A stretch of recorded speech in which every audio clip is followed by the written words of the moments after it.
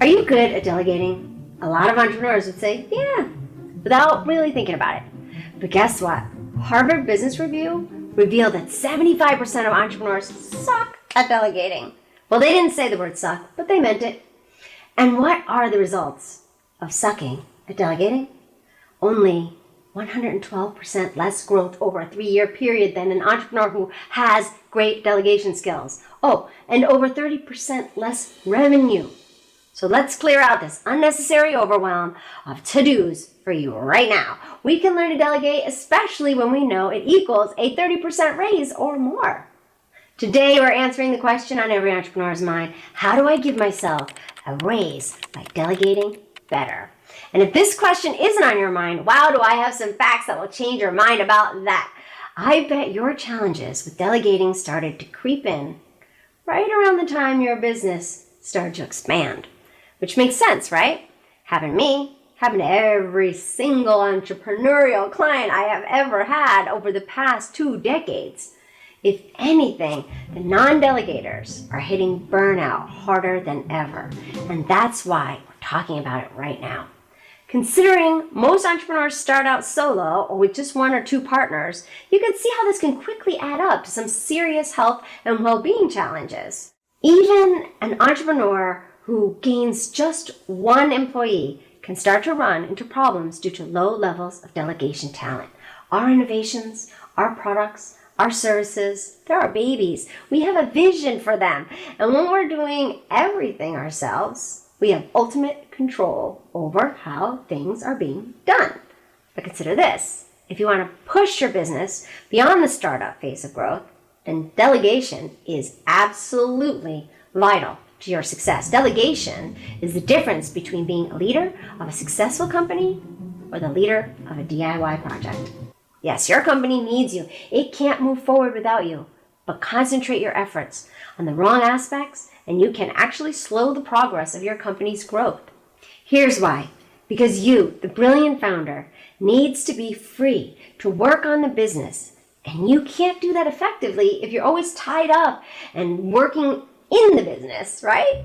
Effective delegating frees up your time and your talents. It's a skill that is 100% worth developing, and if it just isn't in your skill sets, then you 100% need to know that now, because you'll need to onboard someone who is excellent at delegating. The most important thing is that your talents are being given enough time and space to continue to do what you do best: innovate. Look, I get it. My naming business was all me for years. And that was fine because I operated as a private consultant. I was a rock. I was an island. And I was very successful. But when I decided it was time for my business to expand, to become inspiration to millions, I'll admit it was hard at first to turn over some of that control. I kept thinking, it's faster if I just do it for them than I teach you to do it. I was stuck on that like hamster wheel for like a year or two too long. If you just do it once, if you do it 365 times a year or even once a week, delegating will save your time, clear you up to do what you do best, to lead. It's important to understand how an entrepreneur, often defined by being a natural risk taker, someone fueled by pure determination, is going to almost be fiercely independent.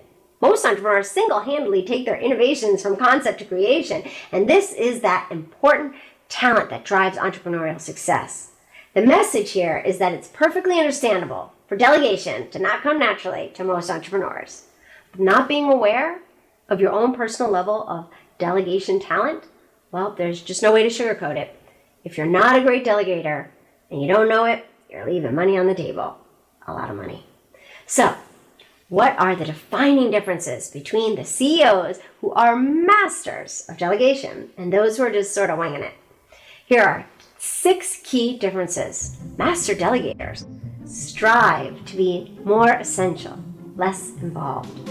There's a difference between being involved and being essential, and many entrepreneurs confuse the two.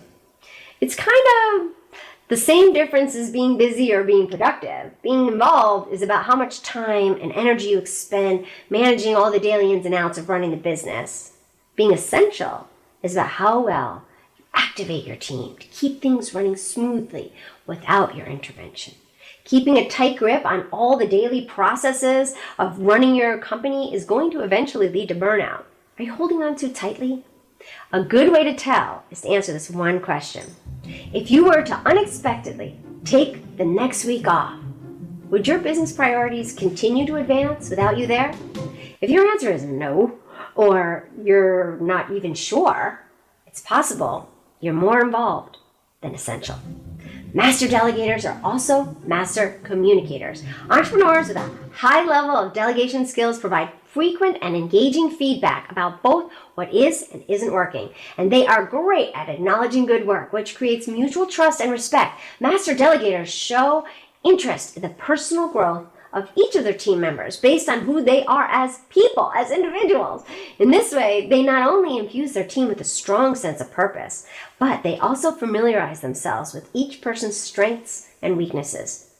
Low talent delegators don't provide constructive feedback with the desire to support and facilitate growth. Rather, they're quick to assign blame, which can breed resentments and create a dysfunctional environment for everyone. Master delegators use a strength-based approach to assigning tasks. Do you play to your team's members' strengths when you take the time to understand what your people naturally do best? You're in a powerful position to delegate tasks in the most effective manner possible. You also set people up to win when you give them tasks that play to their strengths. This creates a high sense of morale that bonds your team together.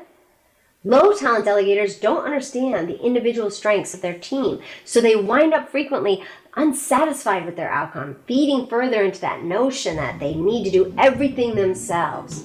As an added resource for you, because this is so important, I created a chart to quickly demonstrate how to use the strengths-based approach to delegating. This chart is adapted from the highly renowned principles of situational leadership theory, which is described as timeless, repeatable framework for leaders to match their behaviors with the performance needs of the individual or group that they're attempting to influence. Basically, it helps you get the most out of each member of your team by approaching them in different ways based on their level of interest and their level of knowledge. So let's take a look. And don't worry, because I'm going to give you a link in the description so you can download this chart for yourself. An employee with a low level of interest and a low level of knowledge will respond best to the Herald archetype. So the Herald's primary function is to provide the call to adventure. The Herald seeks to provide structure to the world, and their goal is to point others in the right direction.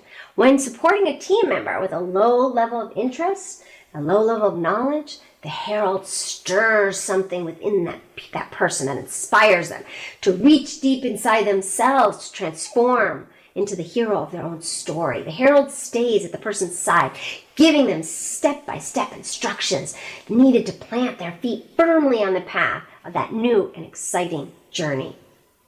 Now we have employees with low levels of interest and high levels of knowledge. These people respond most effectively to the magician archetype. The magician is the visionary and the catalyst. Their goal is to make dreams come true. Show this type of person how their assignments will get them closer to achieving their goals, their personal goals, and you will inspire them to give you the exact results that you both really want. What about employees who have a high level of interest and a low level of knowledge? You get the best results here by approaching these people as the mentor. The mentor creates a strong sense of purpose for this employee by showing an invested interest in their growth, providing them not only with increased knowledge, but also increased self-confidence that comes from working for someone who really believes in you. The mentor accomplishes this by generously imparting the wisdom that time and experience has taught them. When an employee has a high level of interest and a high level of experience, you'll want to approach them as the explorer. The explorer's motto is, "Don't fence me in," and they inspire people to strive for more authentic and fulfilling lives. The explorer takes the place alongside this kind of team member and addresses them as a peer or as one of their best soldiers. The explorer inspires a sense of autonomy, ambition, and unlimited possibility. So there's a unique and effective resource for you to consider as you reflect on what kind of delegator you wish to become. Don't forget to grab it from the descriptions at the end of the episode. Next, we have master delegators. Make sure their team has everything it needs to kick ass. This is about setting people up to win. Are you providing all the tools, resources, training, and encouragement your team needs to strive towards their own greater future? High talent delegators genuinely care about seeing growth in the lives of the people on their team. Low talent delegators are far too swept up in the day-to-day tasks to be bothered with providing their team with specific resources, let alone mentorship. Master delegators focus on outcomes, not procedures. Low talent delegators fail to create a clear expectation, and they micromanage like crazy. I know these people. Everyone loves people looking over their shoulders, micro-correcting their every move, second-guessing their every decision, right? Master delegators are confident that they have set clear expectations about everything their team needs to know to effectively deliver what is needed. They remain available to answer questions, which fosters growth and boosts morale. They look for progress, not perfection, which encourages their team to keep striving to do their best work.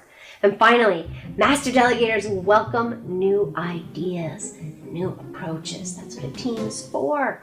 Master delegators infuse a strong sense of ownership within their team culture by giving them the autonomy to reach their goals. Teams led by master delegators feel empowered to do their best because they know their leader trusts them, believes in them.